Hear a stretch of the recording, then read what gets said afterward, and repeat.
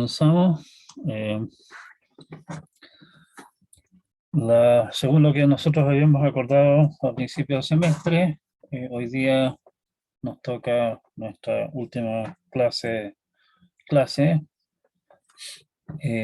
clase del día jueves la vamos a dedicar a responder últimas dudas, así que por favor, si tienen dudas, tráiganlas en forma de poder compartir la pantalla, de manera de que podamos ver qué es lo que están preguntando y podamos discutir en forma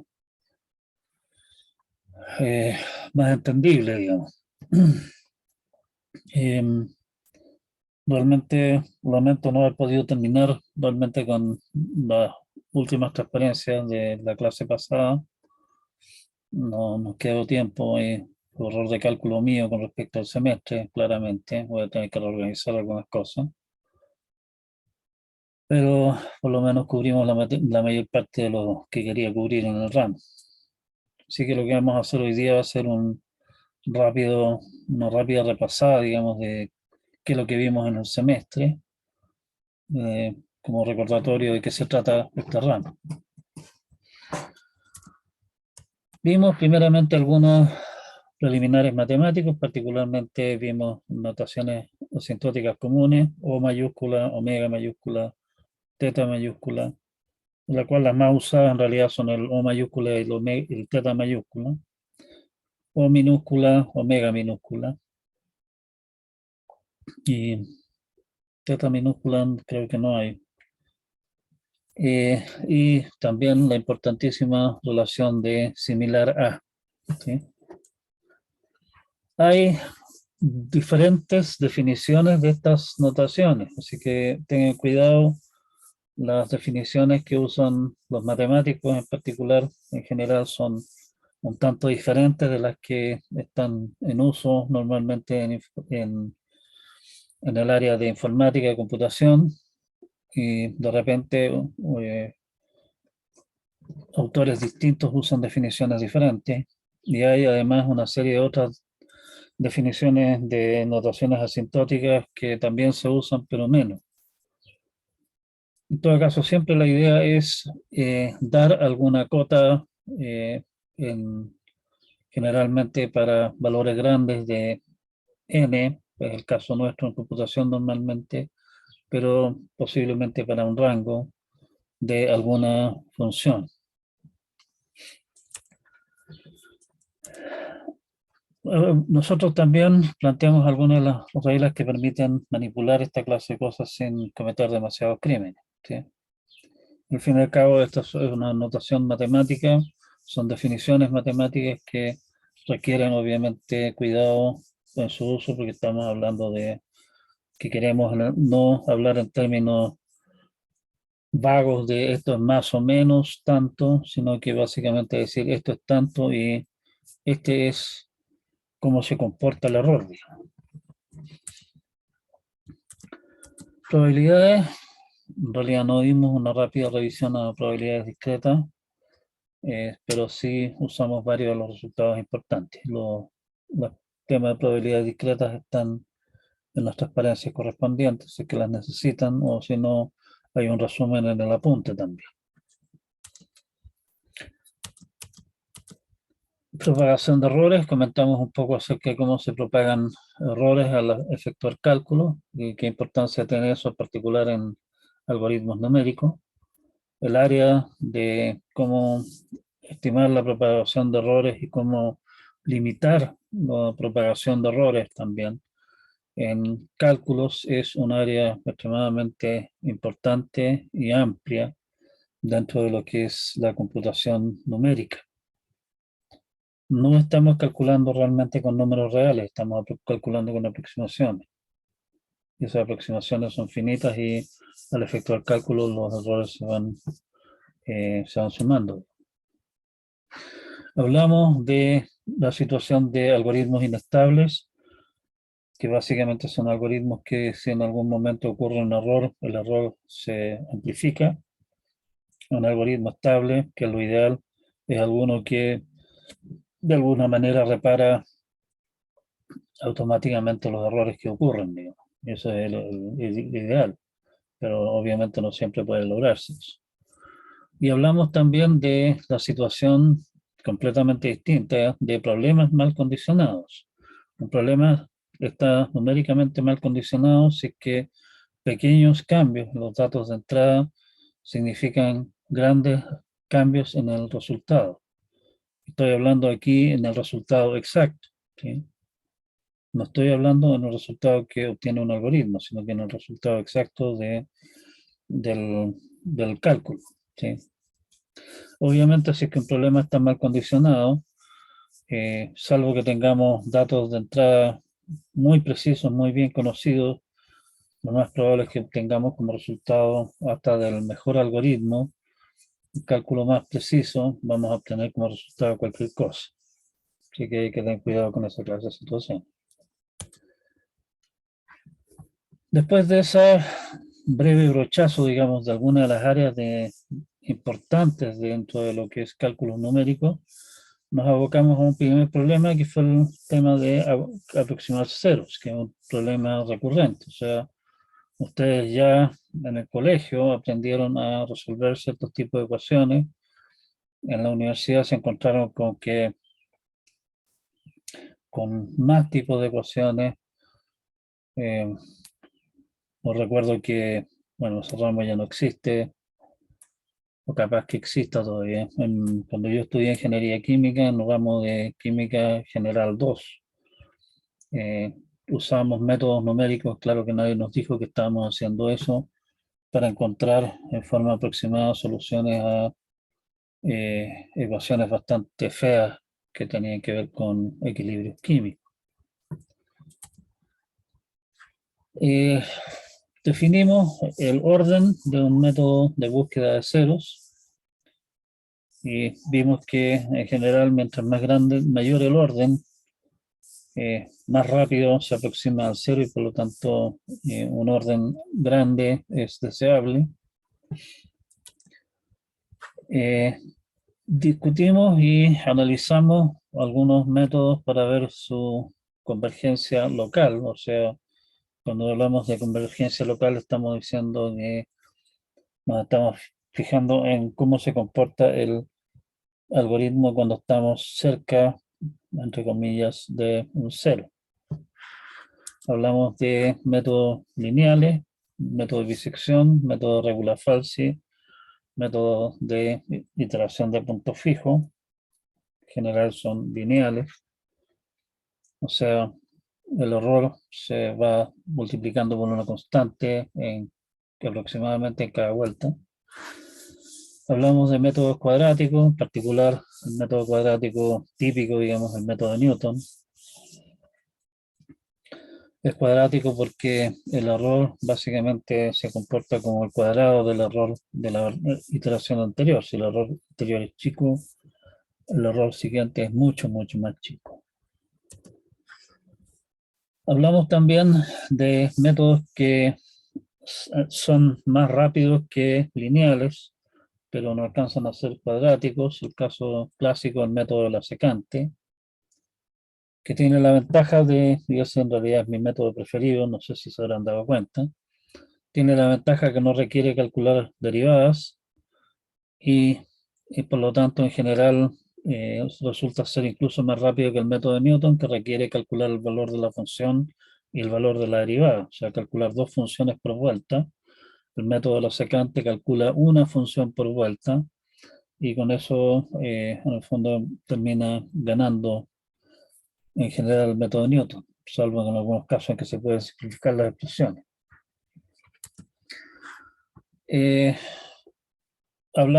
Creo que no hablamos de eso, pero es importante tenerlo presente, el método delta cuadrado de Aiken aumenta la rapidez de convergencia, o sea, el método delta cuadrado ustedes pueden tomarlo una secuencia de valores y aplicarlo y básicamente saltarse varias iteraciones en el fondo.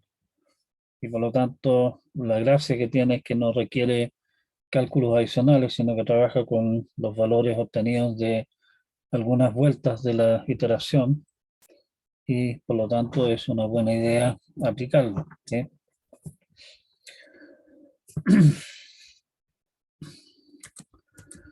Después de eso hablamos un poco del problema de interpolación, planteamos cuál es el problema, entonces queremos interpolar por polinomio. Podemos usar un polinomio sobre todo el tramo, sobre un pedazo del cuento, y un problema relacionado, pero no es el mismo, es encontrar una curva que pase cerca de los puntos con una forma dada. Eso probablemente ustedes lo vieron en física, digamos, cuando en el fondo también es lo que uno hace, lo que probablemente en física ustedes hayan hecho tal vez a mano, es obtener experimentalmente algunos puntos y tratar de trazar una curva suave que pase razonablemente cerca de esos puntos. ¿Sí?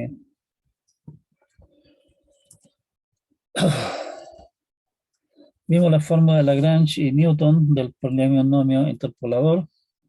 Hay una forma adicional que creo que no la vimos en clase, en todo caso está discutida en el apunte, que es la forma baricéntrica, que algunos experimentos, o sea, no algunos experimentos bastante extensos y análisis bastante extensos han demostrado que ese método de representar el polinomio significa menos cálculos por un lado, particularmente si lo que uno quiere hacer es calcular con el mismo polinomio, calcular muchos puntos. O sea, por ejemplo, tenemos un par de puntos dados y queremos interpolar mediante un polinomio para, por ejemplo, graficar.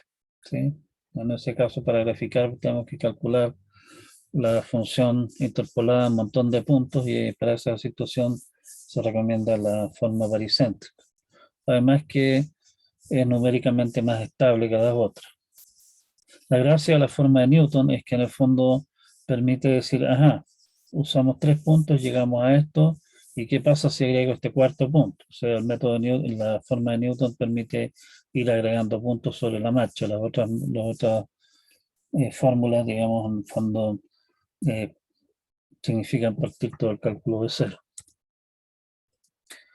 Derivamos el error de interpolación, una fórmula más o menos fea, y resulta un curioso fenómeno, el fenómeno Runge, que si tenemos, para algunas funciones tenemos puntos igualmente espaciados, resulta que básicamente cargándose hacia los extremos, los errores pueden hacerse gigantescamente grandes, conforme va creciendo el número de puntos con los que interpolamos, lo cual es una cosa bastante antiintuitiva, digamos. Uno esperaría que al usar más puntos el ajuste se haga menor. Bueno, resulta que, como vimos en el ejemplo de la función de Runge, el ajuste se va haciendo cada vez más espantosamente peor.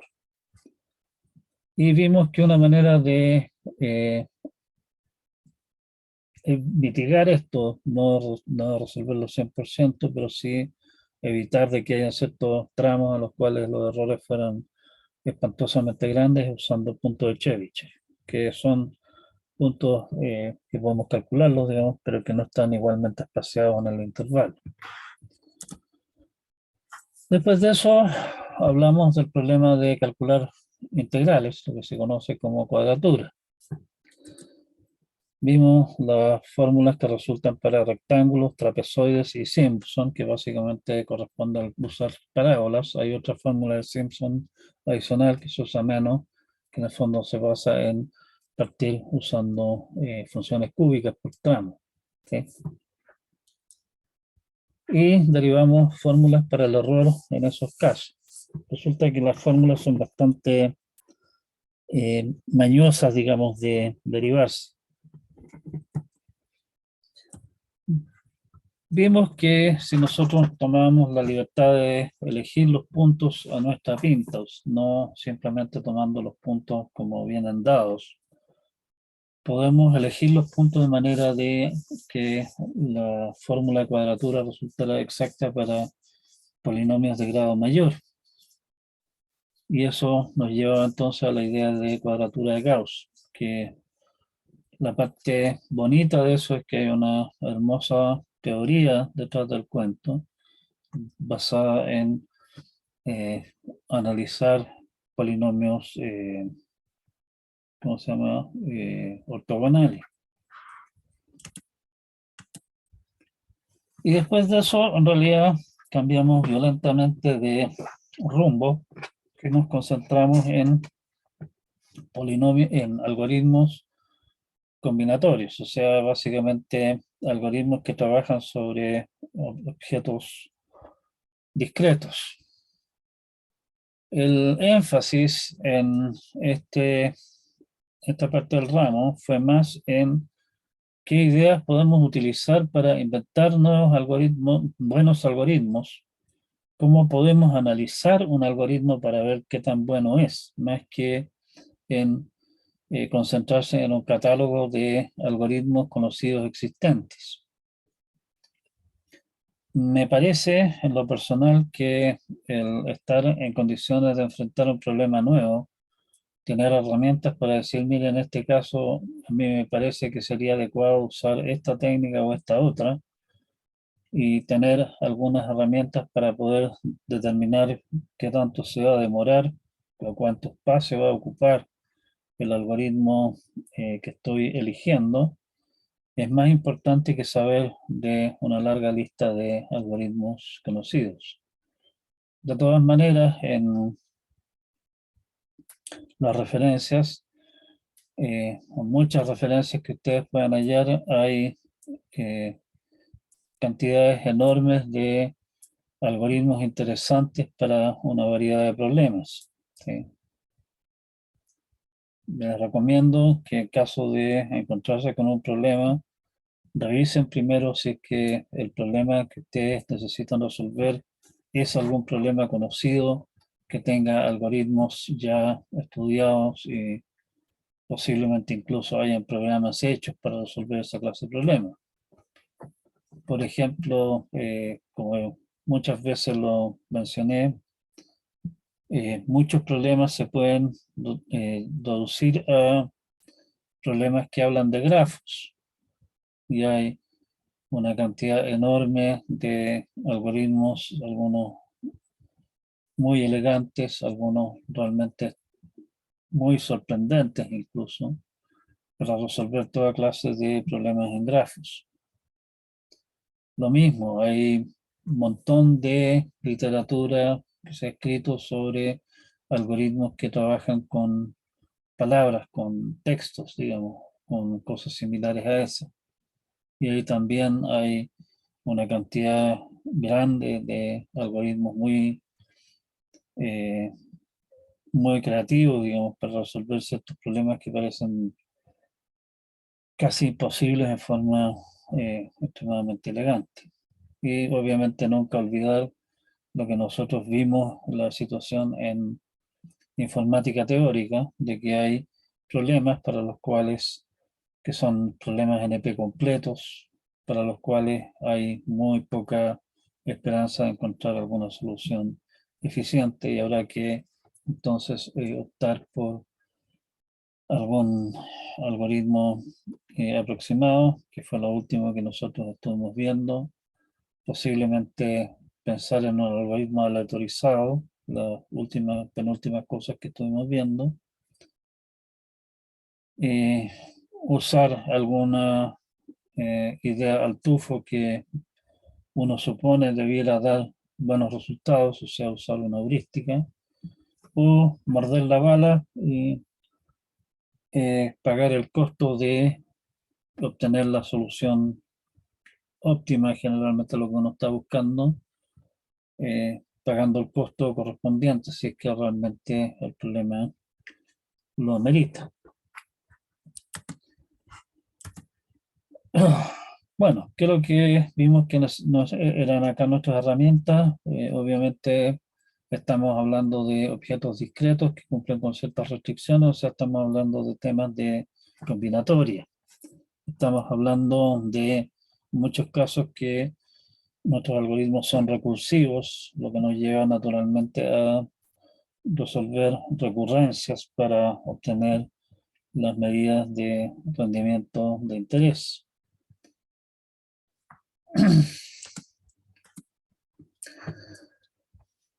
Técnicas que vimos para eh, diseñar buenos algoritmos.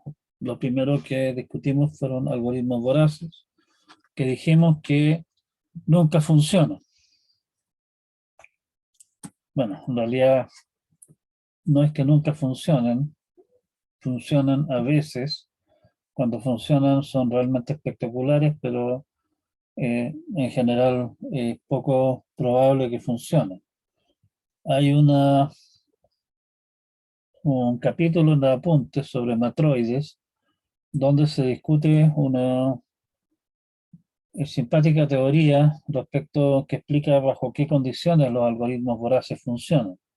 No es una cosa que uno pueda llegar y aplicar así de buenas a primeras a un problema, pero en caso de duda, digamos, esa puede ser una manera de enfrentar el problema y demostrar que se puede resolver en forma voraz o no hay caso.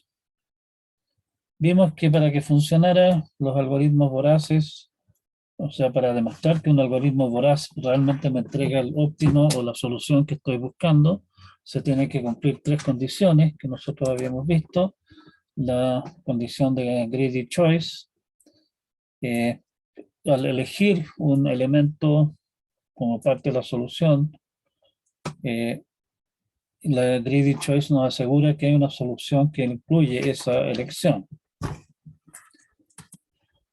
Inductive substructure básicamente nos dice que no hay restricciones externas. Básicamente lo que nos dice es, mira, si usted elige esto, asegúrese de eliminar todo lo que pueda entrar en conflicto con esto, de manera que no hayan restricciones externas. Y optimal subtraction, la elección voraz, junto con una solución óptima al resto, se puede combinar con nuestra elección inicial, o sea, una elección dada, digamos. Se puede combinar con el resto para obtener una solución óptima. ¿Sí? Si es que se junta con la elección del primer paso. Una técnica que es de en algún sentido vecino de la anterior es la técnica de programación dinámica. Si es que no hay una elección voraz posible, o sea, en el fondo, si es que no tengo ningún criterio que me diga, oiga, el correcto en este paso es este, y me quedan varias opciones por revisar, puedo usar programación dinámica. En el fondo, programación dinámica es elija el primero de la mejor, o sea, revise todas las posibilidades para el primer elemento a ser elegido y quédese con la mejor. Esto típicamente, no en todos los casos, pero típicamente, y en ese caso precisamente la situación en la que se aplica programación dinámica, nos lleva a que si hacemos las cosas en forma ingenua, terminamos muchas veces resolviendo el mismo subproblema. Y entonces la idea de programación dinámica en el fondo es una manera de verlo, es memorización. Oiga, señor, nosotros vamos a estar resolviendo varias veces los mismos problemas. En vez de hacer eso, guardemos las soluciones que vamos obteniendo para los problemas más chicos en alguna estructura de datos y revisemos si es que ese problema que me están planteando en este momento ya lo habíamos resuelto antes, y si ser así, retornen la solución sin tener que recalcularla. Y si es que no habíamos encontrado antes este subproblema, registre o se resuelva los registres la solución. La estructura, en el fondo, en ese sentido, se va llenando sola con las soluciones a los problemas más pequeños y las reutilizamos. La idea de programación dinámica es hacer esto mismo, pero en vez de que la búsqueda recursiva, digámoslo así, típica del cuento, guíe el ir llenando la estructura de datos, la idea es llenar la estructura de datos en forma sistemática, de manera que cuando se requiera la solución a algún subproblema, ya la hayamos calculado antes. Hay tres condiciones que se cumplen acá. Complete selection, que básicamente viene a sustituir, como decíamos, la greedy choice del caso anterior. Me están diciendo, oiga, revise todas las posibilidades, no se le quede ninguna fuera. Ese es un punto importante. Inductive to Abstraction, la misma idea anterior. Los distintos subproblemas tienen que ser, o sea, el problema que resulta de tomar una cierta elección realmente tiene que ser compatible, digamos, con esa elección, ¿sí? Las soluciones tienen que ser compatibles. Y finalmente, igual que antes, superestructura óptima. Igual que lo que decíamos en el caso de programación, o sea, perdón, de algoritmos voraces, podemos combinar la solución óptima para el caso, el valor óptimo para el primer caso con los demás, ¿sí? La idea, vimos que había una estrategia de pasos, son como 10 pasos, digamos, para resolver los problemas, que vale la pena realmente seguirlos paso a paso para resolver el problema. Son una excelente guía. Plantear el problema recursivamente, construir soluciones partiendo de abajo hacia arriba, digamos, que eso es lo que es programación dinámica y almacenando los resultados. Definir la estructura para almacenar soluciones de sus problemas, esa es clave. Importante es en qué orden hacemos el cálculo. Lo que queremos es que los cálculos del llenado de esa estructura de datos se hagan en forma ordenada y simple. No queremos complicarnos, tener que estar saltando por todos lados, pero también, obviamente, asegurando de que cuando un valor se requiera, lo hayamos ya calculado antes. Y eso no es trivial. Esa es la parte compleja del cuento. Bueno, después vimos algunos algoritmos que básicamente son búsquedas exhaustivas, como recorrer grafos en forma sistemática en búsqueda de algún vértice que cumpla con ciertas condiciones. Vimos que una opción es ir podando ramas que de alguna manera, y eso va a depender del problema, yo pueda garantizar que no llevan a la solución.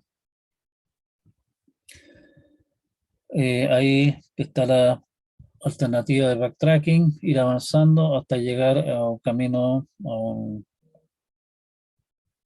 se llama? Un camino sin salida, echarse para atrás e intentar la solución alternativa siguiente. Eso en el fondo es búsqueda en profundidad. Se puede usar también, obviamente, búsqueda a lo ancho.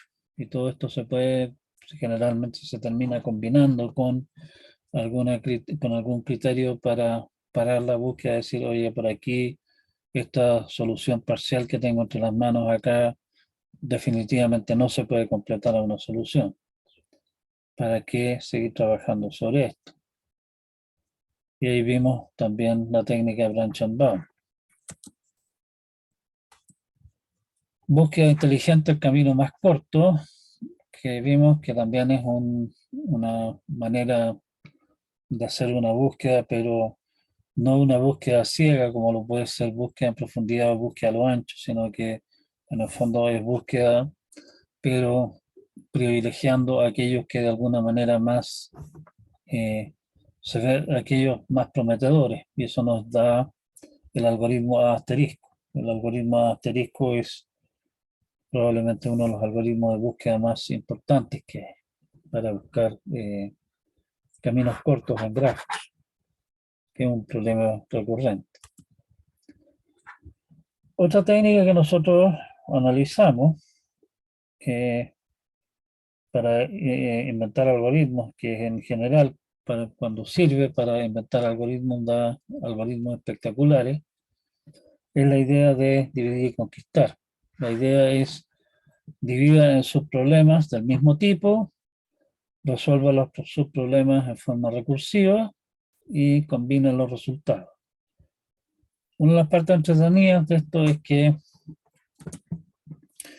Eh, las recurrencias que resultan de esto son bastante estereotipadas, digamos, y por suerte se pueden resolver en forma relativamente sencilla, lo que nos da como resultado final el teorema maestro que nosotros discutimos en clase, con sus, ¿cuántos son? Son como 5 casos, que no es necesario aprenderse de memoria, pero sí es bueno tenerlo presente, o utilizar el teorema de Acravasi. El teorema de Acravasi es más general que el teorema maestro, en el sentido de que permite manejar situaciones en que las divisiones son desiguales, o sea, dividir en trozos de 1/3 y 2/3, por ejemplo, cuando el teorema maestro supone dividir en 2 mitades o 3/3 o qué sé yo.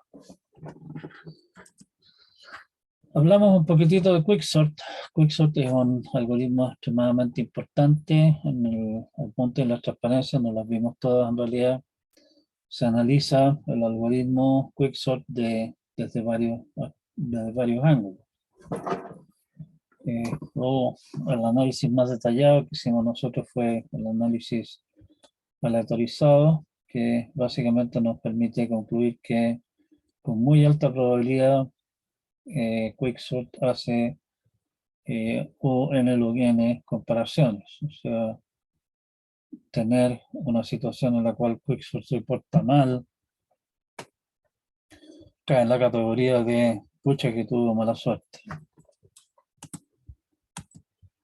Quicksort es un caso particular, es un algoritmo de dividir y conquistar, pero es un algoritmo de dividir y conquistar medio extraño, en el sentido de que divide el problema de ordenar un arreglo de n elementos en subproblemas de arreglar 2 tramos de ese arreglo, pero nosotros no tenemos control sobre esos tramos. Y ahí entra entonces algunas técnicas de análisis interesantes para esa clase de situaciones. No son comunes, pero lo vimos también. Después hablamos de algoritmos aleatorizados. Un algoritmo aleatorizado es un algoritmo en el cual interviene el azar en decisiones del algoritmo, o sea, el algoritmo no es determinista. Estos son de alguna manera parientes de los algoritmos, de los autómatas no deterministas que vimos nosotros. No están forzados a tomar siempre la misma decisión. En este caso sí, en vez de, como en el fondo decía nuestro modelo conceptual de los algoritmos no deterministas que adivinan cuál es el paso correcto, o si quieren verlo en forma más formal, prueban todas las alternativas en paralelo. Aquí estamos eligiendo una, y lo estamos eligiendo un poco a tontas y a locas, no sabiendo realmente cuál es la opción correcta. Pero igual resulta que esa clase de algoritmos, en algunos casos algoritmos de base bastante tontos, si se les agrega el tomar decisiones aleatorias, resultan tener excelentes, ¿cómo se llama? Excelente rendimiento en el caso promedio. Y eso es, lo es interesante, particularmente porque estos algoritmos son capaces de, o sea, algunos de estos algoritmos son capaces de encontrar buenas soluciones a problemas de búsqueda que son NP completos, o sea que el problema de decisión en realidad correspondiente es NP completo. Y por lo tanto son una alternativa interesante para resolver problemas feos. Además, como van tomando decisiones al azar, una alternativa para usar esta clase de algoritmos es, como suelen ser algoritmos relativamente baratos de ejecutar, en vez de pagar el costo de un algoritmo que me garantiza la solución óptima, corramos el algoritmo aproximado un par de veces y quedémonos con la mejor solución que nos entregue. ¿Sí? Eso suele ser la opción práctica para esta clase de situaciones. Vimos algoritmos Las Vegas, que siempre dan el resultado correcto en tiempo de ejecución esperado finito, pero no hay garantía de que se demore finito en una corrida particular, o sea, perfectamente podría demorarse, no terminar nunca. ¿Sí? Monte Carlo no siempre da el resultado correcto, pueden de repente decir, ¿sabe qué más? No sé, o podrían no terminar, ¿sí? Pero eso. Razones para usar aleatoriedad, y aquí hay un tema que se está haciendo cada vez más importante, que es el hecho de que mucho de lo que estamos haciendo nosotros lo hacemos de cara al mundo a través de páginas web, y por lo tanto, para muchos de nuestros programas, los datos de entrada pueden estar bajo el control de algún ente malicioso. Si es que nosotros en las tripas de algunos de nuestros programas, en alguna parte usamos, por ejemplo, Quickset o algún otro algoritmo que tiene muy buen rendimiento en promedio, pero tiene muy mal caso, peor, un atacante, sabiendo eso, podría cocinar datos de entrada a nuestro algoritmo para alimentarlo a través de la página web, digamos, que hagan que el algoritmo caiga en su peor caso, y eso puede hacer que consuma recursos, que eso significa puede hacer que se nos venga abajo todo el sistema. Lo vimos también con respecto a hashing, ¿sí? También ahí es una razón para usar eh, aleatoriedad en las cosas. Vimos otra alternativa, que es la alternativa de muestreo.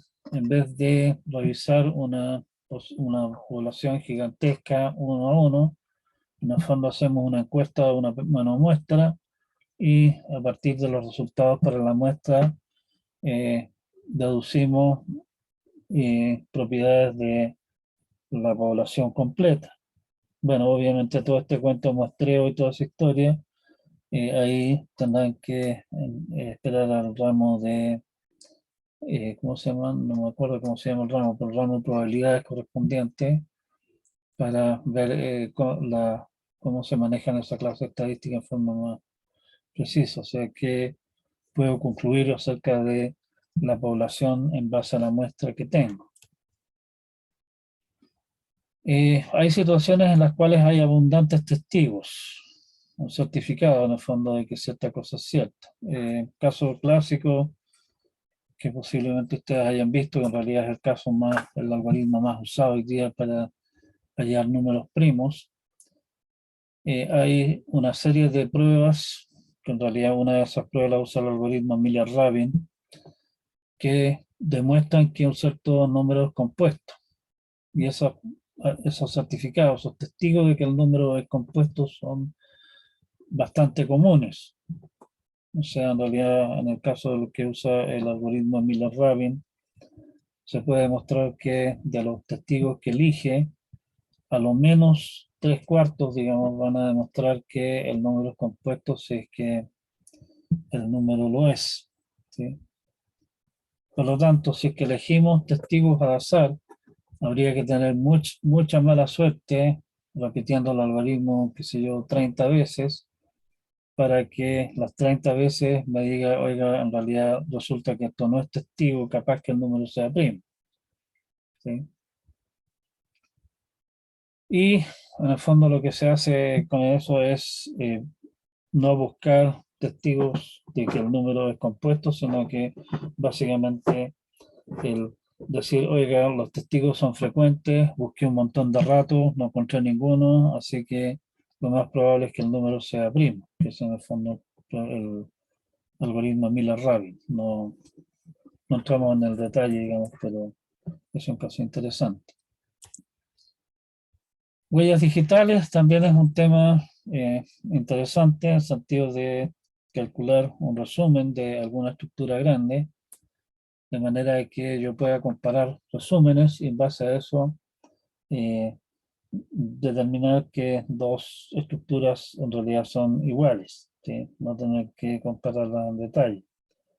Vimos en el curioso algoritmo rsync que permite mantener sincronizados archivos remotos por la vía básicamente de compararlos sin tener que realmente compararlos, ¿sí?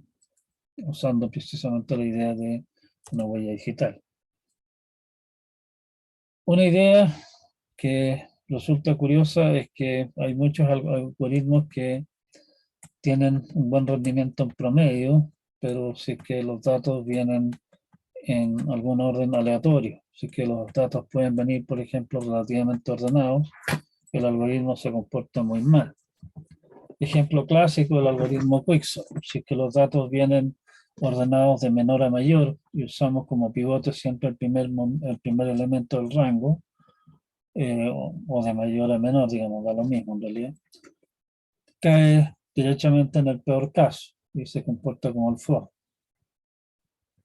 Una mitigación posible a eso es elegir el pivote al azar, y otra alternativa es simplemente antes de ordenar, reordenar los datos al azar. De esa manera rompemos cualquier orden preexistente, que es bastante típico por lo demás en los datos que uno tiene de la vida real, que los datos generalmente vienen en algún sentido más o menos ordenados de antes. Entonces el reordenarlos al azar rompe ese orden y por lo tanto ese orden que puede ser dañino para nuestro algoritmo no lo estamos saltando, ¿sí?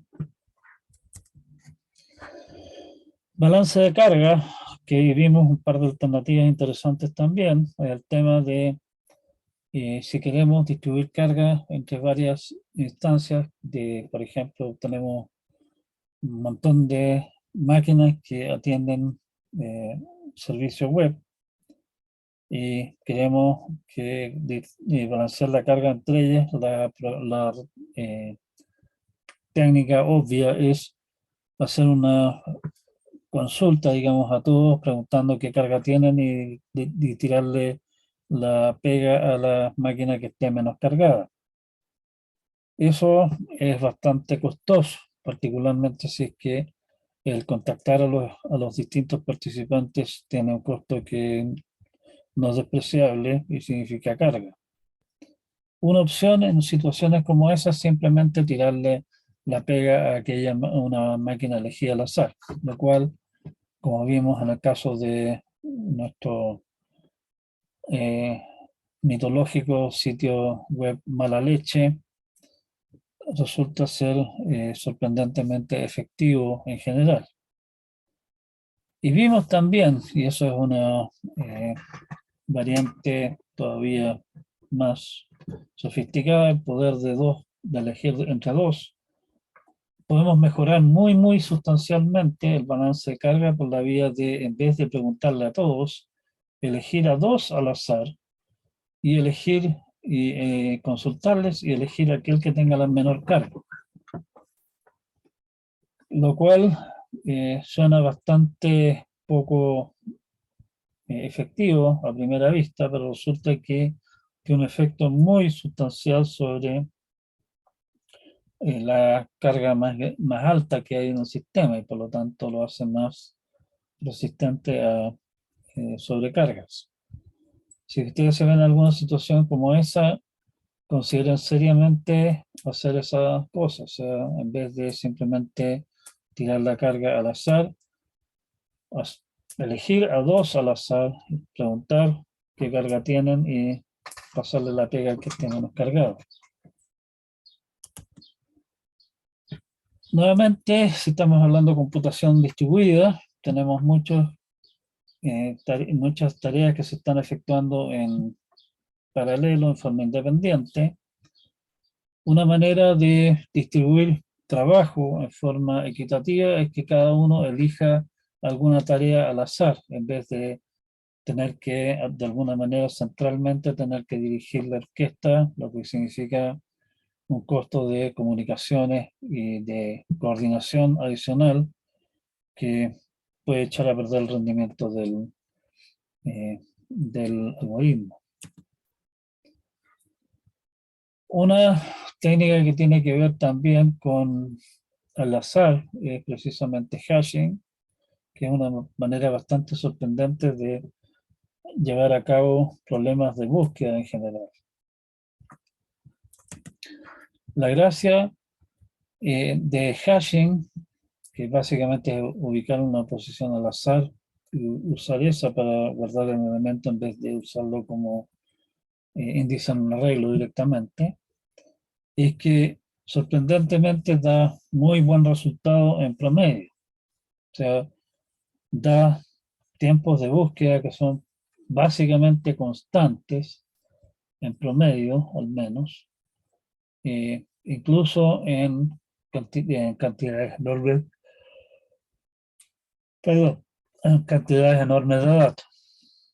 Y es, por lo tanto, la manera típica de, de llevar a cabo estructuras tales como los diccionarios de Python, en lenguajes que soportan esa clase de estructuras, digamos, forma primitiva.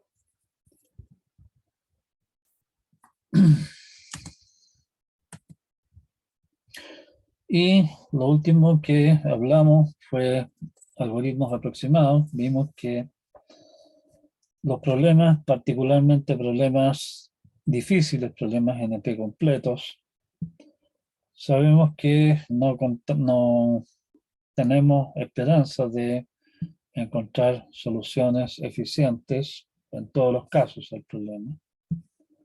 En algunos casos especiales tal vez sí vale la pena explorar eso, pero en general no se puede. Y por lo tanto, decíamos, recurra a un algoritmo aproximado, o recurra a una heurística, alguna técnica que tinca que debería dar buenos resultados, aunque no hay garantía de que tenga el mejor resultado.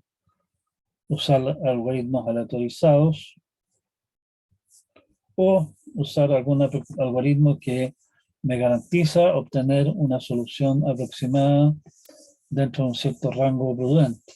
¿Sí? Y ese es el tema de los algoritmos aproximados. Resulta que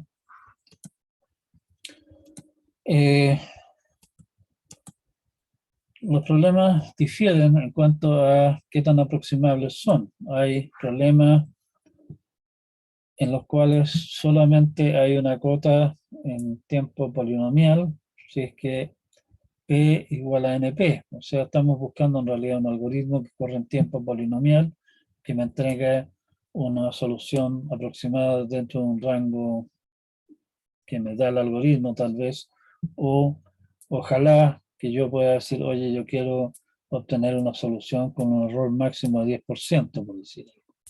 ¿Sí?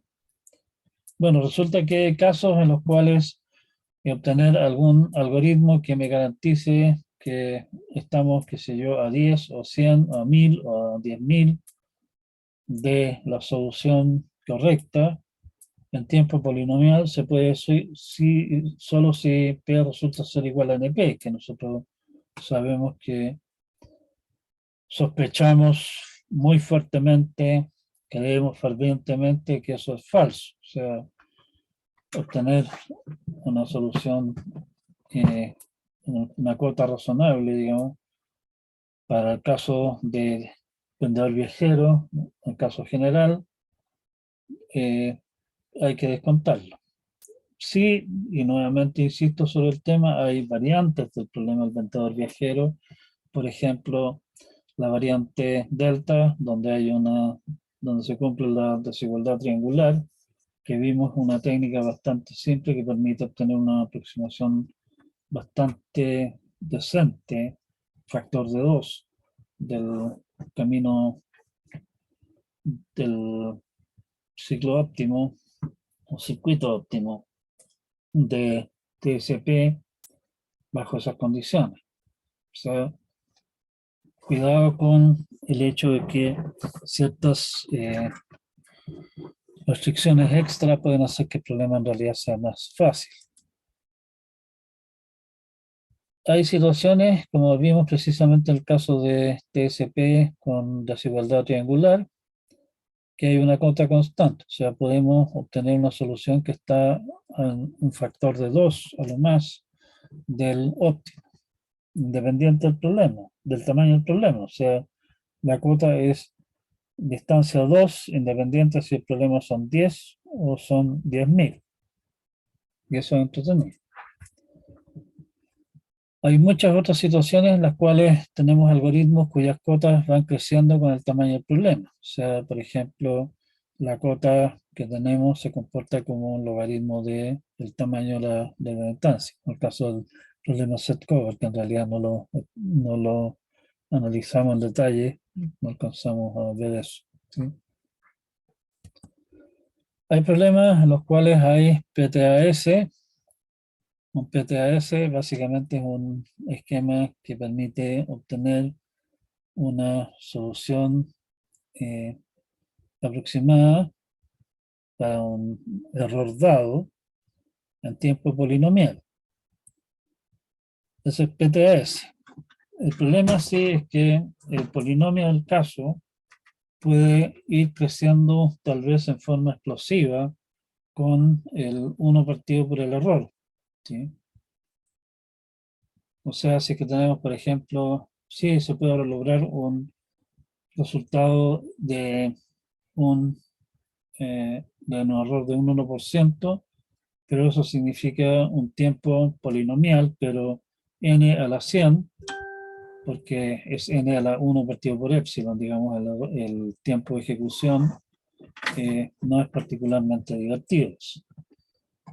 Hay algunos otros problemas para los que se conocen FPTAs, o sea, esquemas de aproximación que yo puedo dar el error que quiero y eh, el esquema es polinomial, pero es también polinomial en el 1 partido por el error. O sea, realmente yo puedo achicar el error y eso hace que el tiempo de ejecución crezca, como es más o menos obvio esperar, pero el crecimiento en el fondo es relativamente, ¿cómo se llama? Relativamente moderado, no se dispara en forma realmente demasiado espantosa. Bueno, entonces resumiendo, nuevamente lo que hicimos fue una rápida revisión de algunas técnicas importantes de diseño de algoritmos. Vimos algunos algoritmos importantes también. Hay algunos algoritmos importantes adicionales que se mencionan en el apunte. Pero como les digo, hay enormes cantidades de algoritmos que se han inventado y se han publicado para una variedad de problemas. La, ¿Cómo se llama?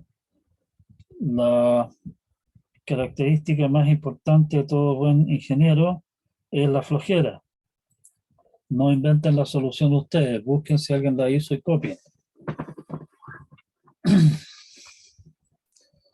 Solo si es que no hay una solución ya hecha para el problema, si el problema no se ha estudiado, no se ha estudiado algún problema parecido, en que ustedes puedan inspirarse, solamente en ese caso hay que tirarse a la piscina e inventar un algoritmo para el problema. Bueno, y ahí vimos las técnicas de ver si es que tal vez un algoritmo fugaz funciona, generalmente no funciona, pero si funciona es espectacular.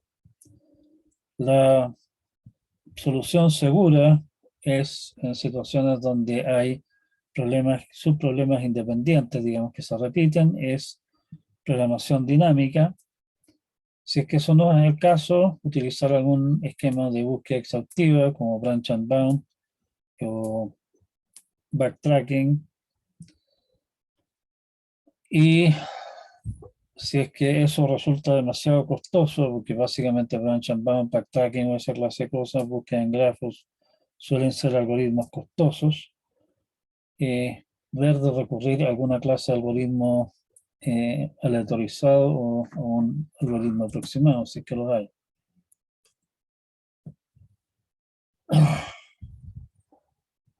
Bueno, como dije, no revisamos realmente ninguna de las áreas en gran detalle. O sea, hay montones de problemas que tienen que ver con grafos, problemas con palabras, algoritmos específicamente en el área geométrica, lo cual es importante en todo lo que es computación gráfica y también por extensión, digamos, a todo lo que es eh, video y particularmente lo que es videojuegos. Tiene mucho que ver con temas de geometría. Algo, hablamos de algoritmos numéricos, un poquitito. Hay montones de algoritmos específicos en el área de teoría de números, como por ejemplo algoritmos para determinar si un número es primo, algoritmos para, bueno, los algoritmos más elementales para hacer cálculos, como calcular raíces cuadradas o simplemente sumas, restas y multiplicaciones. Eh, Todo el área que tiene que ver con criptografía tiene mucho, mucho que ver con teoría de números y cálculo con números gigantes. Está todo el área de álgebra, o sea, cómo manipular expresiones algebraicas, por ejemplo, lo que hace algún sistema de álgebra simbólica como puede ser Wolfram matemática o qué sé yo, el mismo SymPy, que es bastante recomendable por lo menos. Y un área gigante, que mucho de eso lo van a ver ustedes en el ramo de introducción a la investigación de operaciones, es el tema de problemas de asignación de recursos. Muchos de esos problemas son problemas NP completos, pero requieren soluciones al menos aproximadas decentes o técnicas especiales de solución para obtener soluciones exactas para las instancias chicas que se pueden manejar. Y ahí hay todo un área gigante por delante. ¿Sí? Eso es lo que nosotros vimos este semestre. Espero que esto les haya servido para entender un poco más de algunos de los fenómenos con los que uno se enfrenta al momento de desarrollar soluciones a problemas. Espero que hayan adquirido algunas herramientas que les resulten útiles en su desempeño futuro. Y insisto, o sea, la mejor solución es aquella que ustedes copian que alguien hizo. Se ahorran al tener que inventarla, asegurarse que funciona y toda esa clase de cosas trabajosas, y en vez de estar dedicando el tiempo a eso, mejor pueden dedicar el tiempo para su videojuego preferido o simplemente ir a la playa. Eso sería nuestro semestre, nuestra materia del semestre por hoy día, o sea, por este semestre en realidad. Les comento nuevamente que la clase próxima, la clase del jueves, va a ser solamente responder últimas consultas. Por favor, traigan sus consultas en forma que puedan compartir la pantalla para mostrar el tema, de manera que no perdamos mucho tiempo tratando de entender cuál es la pregunta. No hay repaso, solamente responder consultas. Si no hay consultas, obviamente nos vamos temprano. La prueba, en principio, o sea, comienza el día viernes a mediodía, terminará probablemente el domingo en la tarde, a las 8 de la tarde, una cosa así. Si alguno de ustedes tiene algún inconveniente, por favor, háganmelo saber antes, de manera de poder tomar alguna salida alternativa con los que estén en esa situación.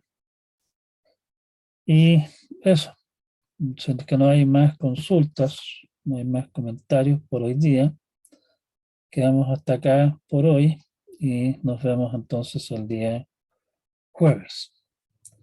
Cuídense mucho y nos vemos el jueves entonces. Chao, chao.